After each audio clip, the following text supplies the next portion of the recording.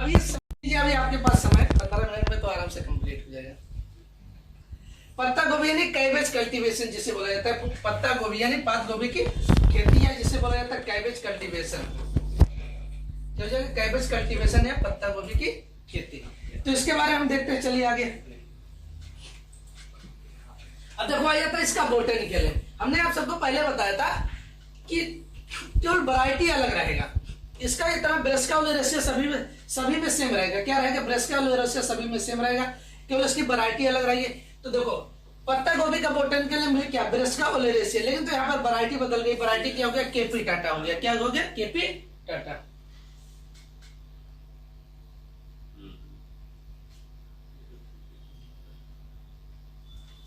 चलिए ठीक है भैया, काफी स्टूडेंट का कमेंट आ रहा है, सब धीरे धीरे पढ़ाओ। चलो ठीक है।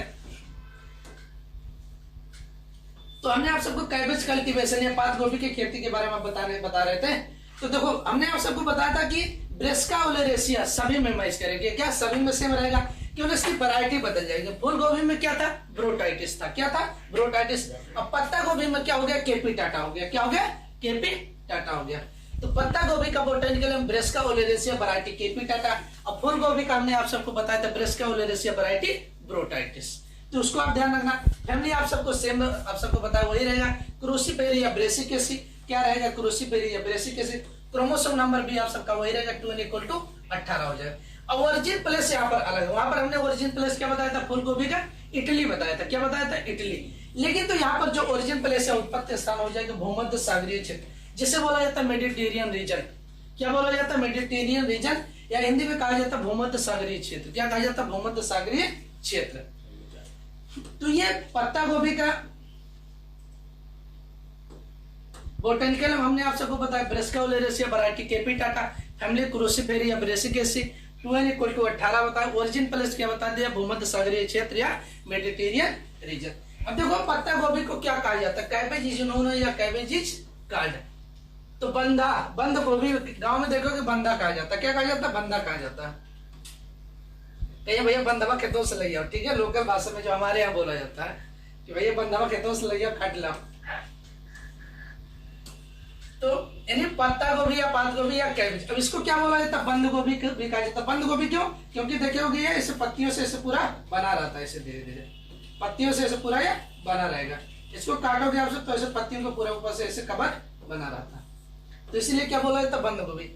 या करम कल्ला भी कहा जाता है। क्या कहा जाता है? करम कल्ला या बंदा भी कहा जाता है। क्या कहा जाता है? बंदा भी कहा जाता है। तो ये ध्यान रखना, इसको और किस किस नाम से जाना जाता है? बंद गोभी, करम कल्ला या बंदा।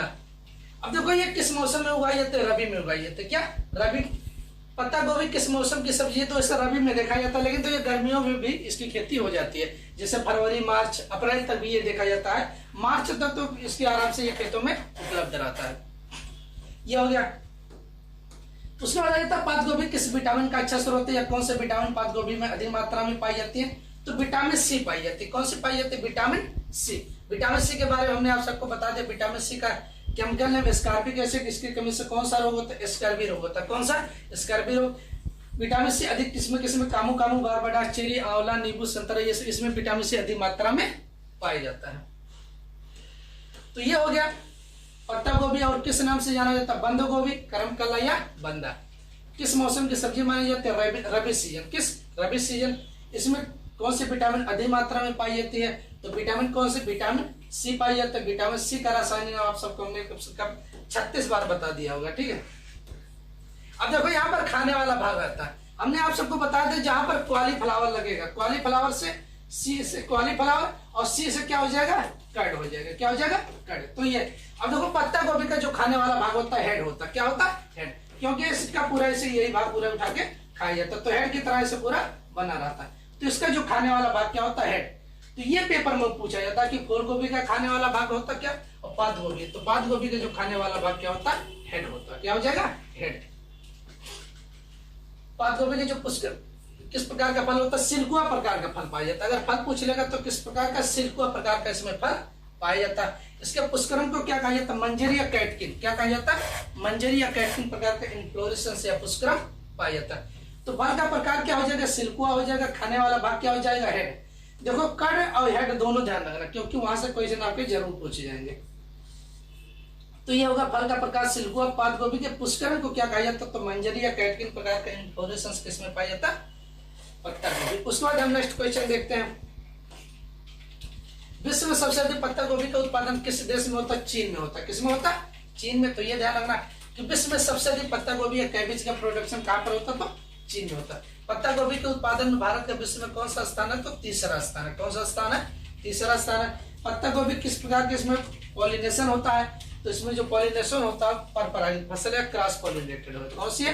क्रॉस पॉलिनेटेड फसल है। तो विश्व में सबसे अधिक उत्पादन चीन में। भारत का विश्व में कौन सा स्थान है? तो तीसरा स्थान है। इसमें व्हिच टाइप ऑफ पॉलिनेशन यानी किस प्रकार का इसमें परागण पाया जाता है? तो इसमें क्रॉस पॉलिनेशन या परपरागित फसल है। अब आगे हम देखते हैं नेक्स्ट क्वेश्चन। अब देखो यहाँ से वैरायटी या प्रजातियां भी जरूर पूछी जाती हैं। यहाँ से एक दो वैरायटी हो सकता है पूछा जा सकता है। पहला हो जाएगा पूसा मुक्ता।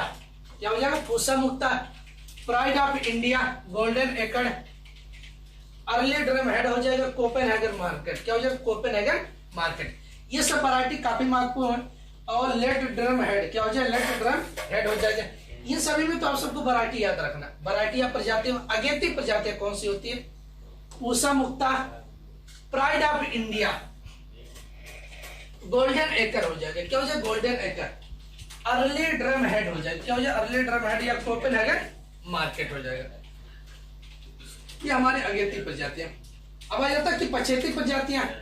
तो हमारी पछेती प्रजातियां हो जाए लेट ड्रम हेड हो जाए। क्या हो जाए? Let drum head. और पूसा ड्रम हेड हो जाए। क्या हो जाए? पूसा। और K1 हो जाएगा। क्या हो जाएगा? K1। हाइब्रिड प्रजातियां ग्रीन एक्सप्रेस, श्री गणेश, गोल, नाथ लक्ष्मी 401। तो ये इसकी वैरायटी या प्रजातियां। लेकिन तो एक बार हम और आपको जो हमें वैरायटी याद रखना मुख्य रूप से, पहले तो ये आप याद रखना कि late drum head, early drum head, Copenhagen market, Pusa Mukta, pride of India, golden acre. ये सब आप सबको वैरायटी पूरे अच्छी तरीके से याद होनी चाहिए। सॉइल आपका वही रहेगा सैंडी लोम येलोम, पीएच रहेगा 6 से 7। पीएच के बारे में हमने आप सबको बताया। नेक्स्ट क्वेश्चन देखते हैं।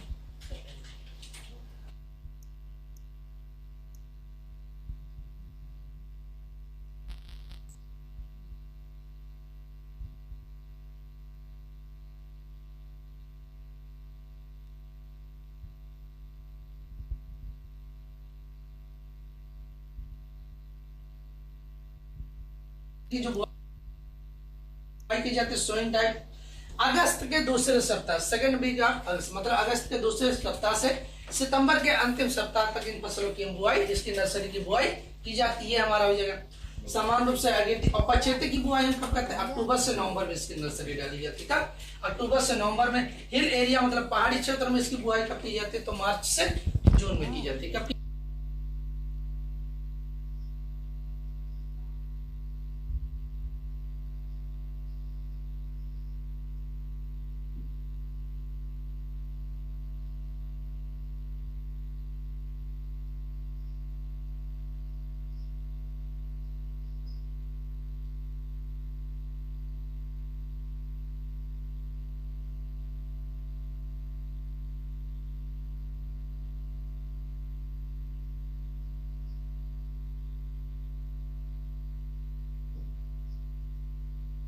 जाती मार्च से जून में इनकी बुआई की जाती है।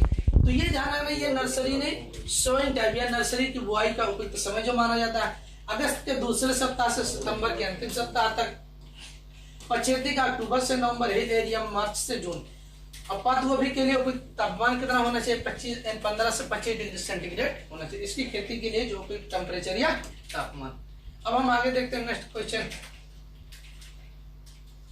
अब देखो इसका सीड रेट आ गया, सीड रेट या बीज दर। ये भी सेम फूल गोभी की तरह इसकी भी सीड रेट या बीज दर होती है।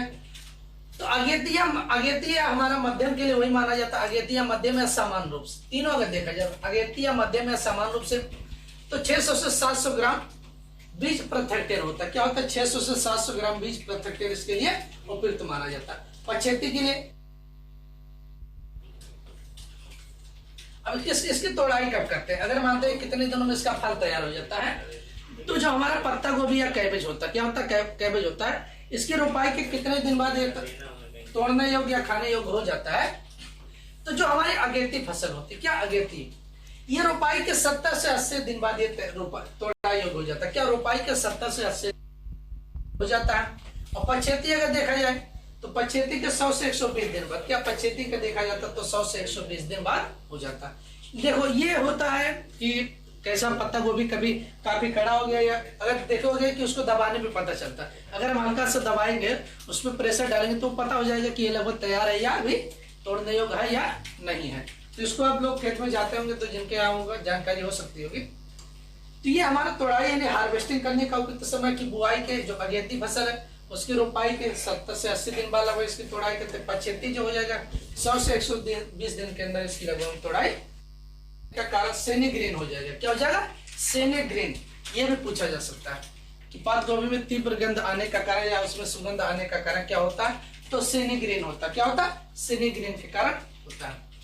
हाँ, ये क्वेश्चन इसमें पूछा गया था यूपी कैडर में जब कानपुर यूनिवर्सिटी पेपर बनाया था, तो इसमें इल्ड या उपज पूछा गया था ये कि पात गोभी में उपज कितना होता है। तो पात गोभी में इसमें जो उपज देगा, अगर अगेती का अगर दे देता है तो 200 से लगभग 250 कुंटल प्रति हेक्टेयर होता है। कितना होता है? 200 से 250 कुंटल प्रति हेक्टेयर माना जाता है। तो ये ध्यान रखना। अगर पूछ लेता कि पत्ता गोभी में उपज कितना होता है, अगर 200 दिया और 250, तो इसमें हम 250 लगाएंगे। तो क्या होगा? 250। अगर 250 नहीं दिया, 200 और 300 दिया है, तो हम क्या लगाएंगे? 200 लगाएंगे। क्या? 200। ये क्वेश्चन यूपी कैडर में पूछा गया था कानपुर यूनिवर्सिटी जब पेपर बनाई थी। तो उसको ध्यान रखना, पत्ता गोभी में अगर उपज जो पूछता है तो पूछा जा सकता है बाई चांस, और उपज वही उस मान्य होगा जो हमारे इंटरमीडिएट के किताब में दिया होगा। तो इसको आप जरूर ध्यान देना। और बहुत बच्चे होते क्या होते हैं, निमरा सुंडा या कई बुकों को लेके बैठे रहते हैं और तैयारी एक भी नहीं कर पाते हैं। अगर तैयारी आप इंटरमीडिएट का अच्छे से कर लो तो इस बार एडमिशन अच्छा हो सकता है। तो ये हमारी अगेती है। और पछेती हमारा क्या हो जाएगा? 250 से 300 कुंटल प्रति हेक्टेयर हो जाएगा। कितना हो जाएगा? 250 से 300 कुंटल प्रति हेक्टेयर हो जाएगा। तो ये हमारा इल्ड या उपज हो गया कि अगेती या सामान्य रूप से मध्यम में अगर देखा जाता है 200 से 250, पछेती में कितना हो जाएगा? 250 से 300 कुंटल प्रति हेक्टेयर हो जाएगा। अब आता भंडारण। स्टोरेज करने पर हमें टेम्परेचर की जरूरत कितनी होती है? तो भंडारण के लिए टेम्परेचर तापमान 0 डिग्री सेंटीग्रेड। आइसोलेशन डिस्टेंस देखिए तो 2 प्रकार के होते हैं, एक फाउंडेशन सीड होता है, एक रजिस्टर्ड सीड यानी सर्टिफाइड सीड, जिसे बोला जाता है प्रमाणित बीज। क्या होता है? तो अगर देखा जाए फाउंडेशन सीड के लिए जो अगर पूछ लेता है, जिसे बोला जाता है हिंदी में आधारीय, क्या बोला जाता है? आधारीय बीज। क्या पूछ लेगा? आधारीय बीज के लिए। तो आधारीय बीज के लिए जो आइसोलेशन डिस्टेंस रहेगा वो 1600 मीटर रहेगा। कितना रहता है? 1600। अगर वही पूछ लेता प्रमाणित बीज के लिए, किसके? प्रमाणित बीज के लिए जो आइसोलेशन डिस्टेंस हो जाएगा वो कितना माना जाता है? 1000 मीटर। कितना? 1000 मीटर माना जाता है। ये हमारी जो कोल क्रॉप्स है उसके अंतर्गत आता है, चाहे फूल गोभी या पात गोभी या गांठ गोभी के अंतर्गत रहेगा। तो आधारीय मतलब फाउंडेशन सीड के लिए 1600 मीटर रखा जाता है आइसोलेशन डिस्टेंस से पृथक्करण दूरी। और सर्टिफाइड सीड क्या हो जाए? हमारी प्रमाणित बीज जो हो जाएगा उसके लिए जो हमारा हो जाएगा 1000 मीटर रखा जाता है। कितना रखा जाता है? 1000 मीटर रखा जाता है। अब आ जाता है इसमें देखो आइसोलेशन डिस्टेंस क्यों किया जाता है? सीड प्रोडक्शन के लिए। अब इसमें सीड इल्ड या उपज क्या होगा? तो पत्ता गोभी में अगर पूछ लेता है कि बीज की उपज कितनी होती है, सीड इल्ड या बीज उपज, तो 5 से 7 कुंटल प्रति हेक्टेयर हो जाएगा। कितना हो जाएगा? 5 से 7 कुंटल प्रति हेक्टेयर हो जाएगा। तो हमने बता दिया स्टोरेज के लिए temperature 0 degree centigrade, relative humidity अगर वही रहेगा तो 50 से 90, कितना माना जाएगा? 50 से 90% लगभग वही रिलेटिव ह्यूमिडिटी या अपेक्षित आर्द्रता मानी जाती है। ये आइसोलेशन डिस्टेंस बाई चांस पूछा जा सकता है कि फूल गोभी या कोल क्रॉप्स में कितनी रखी जाती है। आधारीय के लिए तो हमने बता दिया जितनी भी कोल क्रॉप्स आती हैं उसमें हमारा फाउंडेशन सीड के लिए अगर रहेगा तो 1600 मीटर माना जाएगा आधारीय बीज के लिए। अगर वही पूछ ले तो सर्टिफाइड सीड या प्रमाणित बीज के लिए अगर तो कितना हो जाएगा? 1000 मीटर माना जाएगा। कितना? 1000 मीटर बता दिया। पात गोभी की उपज कितनी होती है वो हमने आप सबको बता दिया। तो ये हमारे थे कोल क्रॉप्स में। इसके बाद कोल क्रॉप्स में एक और जो हमारे इंटर के सिलेबस में अगर देखेंगे तो एक क्रॉप्स और बची है जिसे बोला जाता है गांठ गोभी। क्या बोला जाता है? गांठ गोभी। और इंग्लिश में बोला जाता है नोल खोल। क्या कहा जाता है? नोल खोल। तो ये जो हमारा कोल क्रॉप्स था इससे आपका 1-2 क्वेश्चन तो श्योर है। वेजिटेबल की जो हमारी अभी तक हमने पढ़ाया है तो 2-3 इसमें से लगभग 3 से 4 क्वेश्चन आ सकते हैं। और कैसे आ सकते हैं? बीमारी पूछा जा सकता है जिसपे हमने ज्यादा फोकस किया हो सकता है, उसमें से भी कोई क्वेश्चन आ जाए। तो आज हम अपनी क्लास यहीं पे एंड करते हैं। बाकी जो सर पढ़ाएंगे एनिमल हस्बेंड्री या हो सकता है कृषि अभियंत्रण जो भी क्लास चलेगा, तो आप सभी लोग 2-4 मिनट में आप सब पुनः लाइव आ जाइए, उसके बाद नेक्स्ट क्लास स्टार्ट हो। तो आज के लिए इतना ही रखते हैं।